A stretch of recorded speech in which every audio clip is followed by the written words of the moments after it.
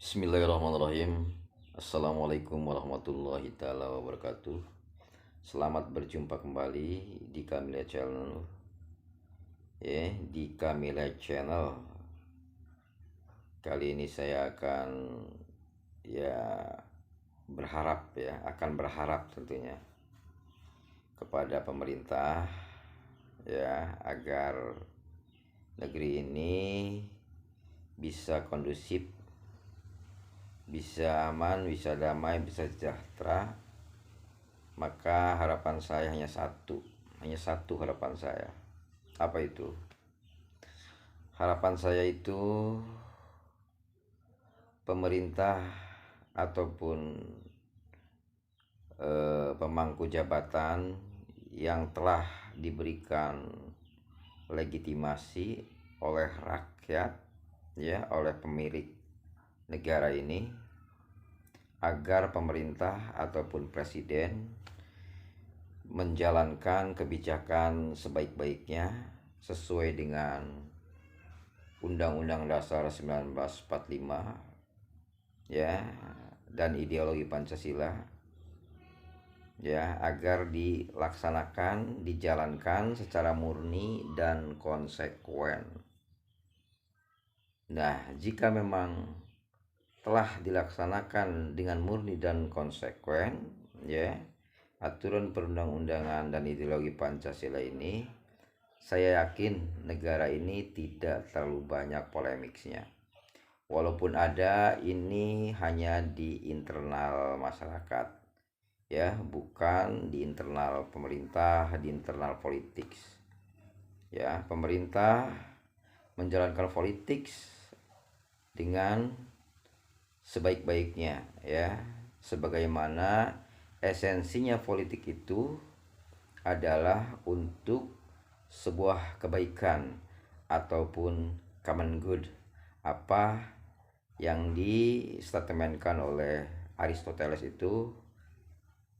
Saya juga yakin sama persepsinya dengan Aristoteles, bahwa politik itu dihadirkan di muka bumi ini untuk menyelesaikan masalah ataupun problematika yang ada di antara umat manusia, agar bisa hidup rukun, agar bisa hidup saling berdampingan, tidak sampai menimbulkan masalah-masalah yang akhirnya menimbulkan pertikaian fisik, peperangan, dan lain sebagainya.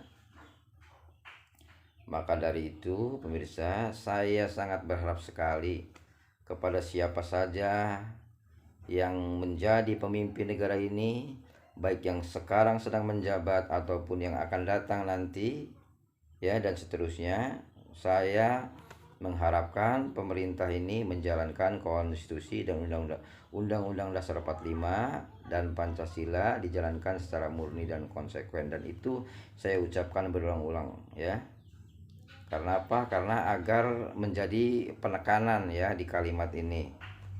Kami berharap pemerintah menjalankan ideologi Pancasila dan Undang-Undang Dasar 45 secara murni dan konsekuen. Itu sudah cukup. Karena apa?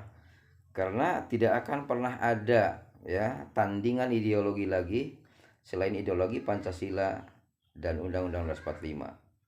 Walaupun diisukannya ideologi khilafah, itu sebetulnya masih fiksi, masih fiktif.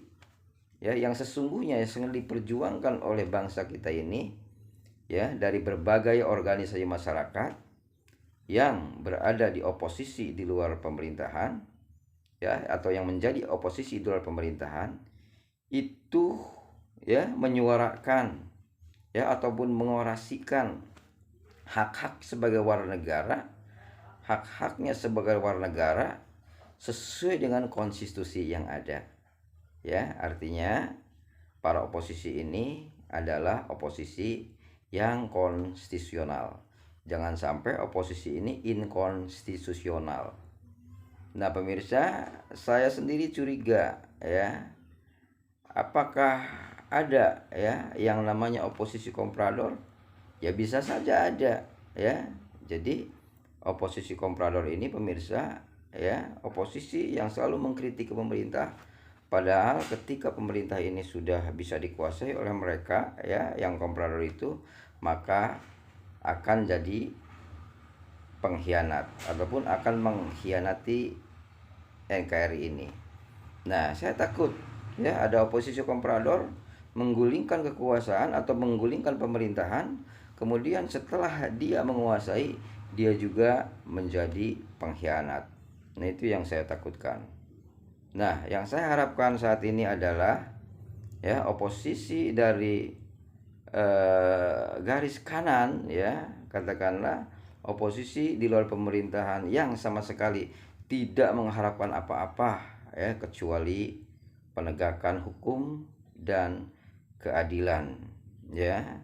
Kemudian negara menjadi aman, damai, ya, rakyatnya cerdas, ekonominya makmur dan sejahtera, ya. Maka dari itu kembali kepada pemerintah, ya, kembali kepada pemerintah agar menjadi pemerintah sesuai dengan tupoksinya, tugas pokok dan fungsinya, yaitu mencerdaskan, ya, dan mensejahterakan rakyat, ya.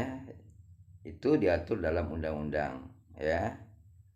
Nah, seperti itulah pemirsa, ya. Semoga harapan saya ke depan menjadi kenyataan sehingga negara ini menjadi negara yang maju, ya, negara yang beradab, negara yang berakhlak, ya, karena mengedepankan norma-norma hukum yang berlaku. Nah, demikian pemirsa. Wassalamualaikum warahmatullahi wabarakatuh.